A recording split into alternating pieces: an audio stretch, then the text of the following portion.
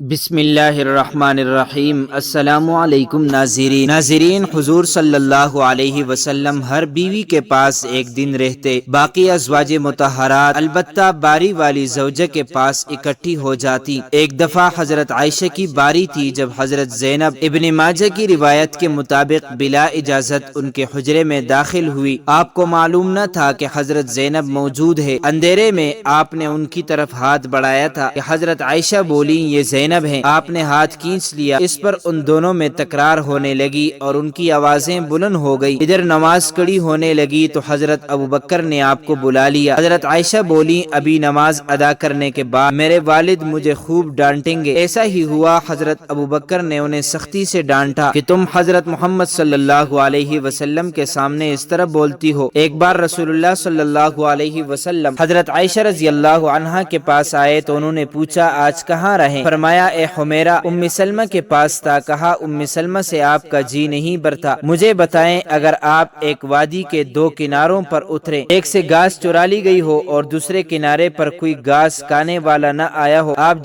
جانور کہاں چرانا چاہیں گے؟ فرمایا وہ جس کا سبزہ چکھا نہ گیا۔ میں آپ کی دوسری عورتوں کی طرح نہیں، میرے علاوہ ہر عورت دوسرے مرد کے پاس سے رہی ہے۔ حضور صلی اللہ علیہ وسلم مسکرا دی۔ شاہ روم مقوقس نے رسول اللہ صلی اللہ علیہ وسلم کو ایک قبطی باندی ہدیہ کی۔ حضرت عائشہ کہتی ہیں کہ وہ حاملہ ہوئی تو مجھے پریشانی لگ گئی۔ ابراہیم کی ولادت ہوئی لیکن ماریا کا دودھ نہ آتا تھا۔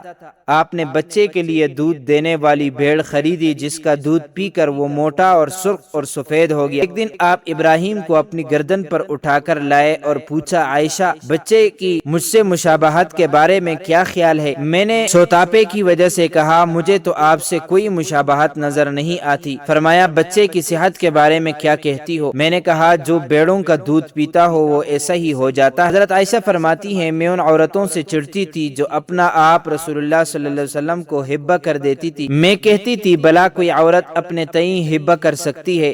جب اللہ تعالیٰ نے یہ آیت اتاری اے نبی اپنی بیویوں کو میں سے جس کو چاہیں الگ رکھیں اور جسے چاہیں اپنے پاس رکھیں، جسے چاہیں الگ کرنے کے بعد واپس بلا لیں، اس میں بھی کوئی حرج نہیں ہے۔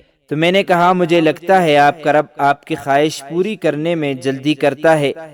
ابن حجر کہتے ہیں کئی صحابیات نے اپنی جان رسول اللہ کو بخشی مگر آپ کسی ایک کو نکاح میں نہ لائے کیونکہ یہ آپ کے منشا پر موقوف تھا، بشرط یہ کہ نبی صلی اللہ علیہ وسلم اس کو اپنے نکاح میں لانا چاہیں۔ ابن حجر نے حضرت میمونہ رضی اللہ عنہا کے واہبہ ہونے کا بھی رد کیا ہے۔ ام المومنین حضرت سودا بنت زمعہ نے اپنی باری کا دن حضرت عائشہ کو دے دیا تھا، چنانچہ آن حضرت صلی اللہ علیہ وسلم حضرت عائشہ کے ہاں 2 دن قیام فرماتے۔ حضرت عائشہ فرماتی ہیں سودا کے علاوہ کوئی عورت ایسی نہیں تھی کہ میرا اس جیسے طور طریقے اختیار کرنے کو دل چاہے، مگر ان میں بھی تندی تھی۔ ایک بار حضرت صفیہ بنت حی اور حضرت عائشہ میں جھگڑا ہوا، دونوں نے ایک دوسرے کے باپ کو برا بھلا کہا۔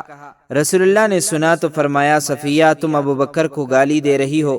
حضرت عمر فرماتے ہیں نبی صلی اللہ علیہ وسلم کی ازواج آپس کے رشک اور رقابت کی وجہ سے آپ سے روٹھ گئیں، تو میں نے ان سے کہا نبی صلی اللہ علیہ وسلم تمہیں طلاق دیں تو بڑی امید ہے کہ ان کا رب انہیں بدلے میں تم سے بہتر بیویاں دے دے، تو اسی مضمون کی آیت نازل ہو گئی۔ ایک سفر میں نبی صلی اللہ علیہ وسلم کے ساتھ جانے کے لیے حضرت عائشہ اور حضرت حفصہ کے نام قرآن نکلا۔ رات کے سفر میں گفتگو کرنے کے لیے آپ حضرت عائشہ رضی اللہ عنہا کو اپنے ساتھ رکھتے تھے۔ حضرت حفصہ کو اس پر رشک آیا، انہوں نے حضرت عائشہ سے کہا تم میرے اونٹ پر سوار ہو جاؤ اور میں تمہارا اونٹ پکڑ لیتی ہوں، دیکھتی جاؤ کیا بنتا ہے۔ رسول اللہ صلی اللہ علیہ وسلم حضرت عائشہ کے اونٹ کے پاس گئے اور حضرت حفصہ کو سلام کیا۔ رات بھر کے سفر کے بعد پڑاؤ کا وقت آیا تو حضرت عائشہ آپ سے دور رہ گئی۔ وہ نبی صلی اللہ علیہ وسلم سے شکوہ تو نہ کر سکتی تھی، اس لیے زمین پر اترتے ہی اپنے پاؤں اس خرگاس میں ڈال دیے جس میں سام بچوں کا بسیرا ہوتا ہے، اور رنج کے باعث دعا کرنے لگی اے رب ڈسنے کے لیے مجھ پر کوئی سام بچو ہی مسلط کر دے۔ نبی صلی اللہ علیہ وسلم اپنی ایک زوجہ حضرت عائشہ کے پاس تھے، اتنے میں ایک دوسری بیوی حضرت زینب نے کانے پر رکابی بھیجی حضرت عائشہ نے، جس کے ہاں نبی صلی اللہ علیہ وسلم تھے، لانے والے خادم کے ہاتھ پر ایک ضرب لگائی تو رکابی گر کر ٹوٹ گئی۔ آپ نے رکابی کے ٹکڑے اور گرا ہوا کانا اکٹھا کیا اور فرمایا تمہاری اماں ام المومنین کو رشک آ گیا تھا۔ خادم کو روک کر آپ نے گھر سے نئی رکابی دے کر رخصت کیا۔ حضرت عائشہ صدیقہ رضی اللہ عنہا فرماتی ہیں کہ ایک رات سوتے وقت میرا جسم آپ صلی اللہ علیہ وسلم کے جسم سے مل گیا۔ آپ صلی اللہ علیہ وسلم نے فرمایا عائشہ کیا تم مجھے اس رات رب کی عبادت کی اجازت دیتی ہو؟ میں نے کہا واللہ مجھے آپ کا قرب پسند ہے، تاہم میں آپ کی خواہش کو ترجیح دیتی ہوں۔ پھر آپ صلی اللہ علیہ وسلم نے قیام کیا اور رو رو کر قرآن پاک کی تلاوت کی حتیٰ کہ آپ کے کندھے مبارک بھیگ گئے۔ پھر آپ صلی اللہ علیہ وسلم بیٹھ کر تلاوت کرتے رہے حتیٰ کہ آپ کے پہلو آنسو سے تر ہو گئے۔ پھر لیٹ کر تلاوت کی اور روتے رہے حتیٰ کہ زمین تر ہو گئی۔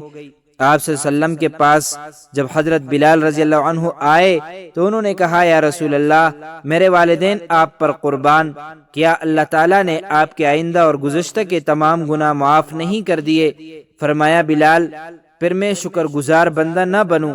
اللہ تعالیٰ نے مجھ پر اس رات یہ آیت نازل فرمائی، یعنی آسمان و زمین کی پیدائش میں، دن رات کی گردش میں اہل عقل کے لیے نشانیاں ہیں، جو اللہ کا ذکر کڑے بیٹے لیٹے ہر حال میں بجا لاتے ہیں، اور وہ زمین و آسمان کی پیدائش پر غور و فکر کرتے ہیں اور کہتے ہیں اے ہمارے پروردگار تو نے یہ سب کچھ باطل پیدا نہیں کیا، تو پاک ہے، ہمیں آگ کے عذاب سے نجات عطا فرما۔ اللہ پاک ہمیں دین کی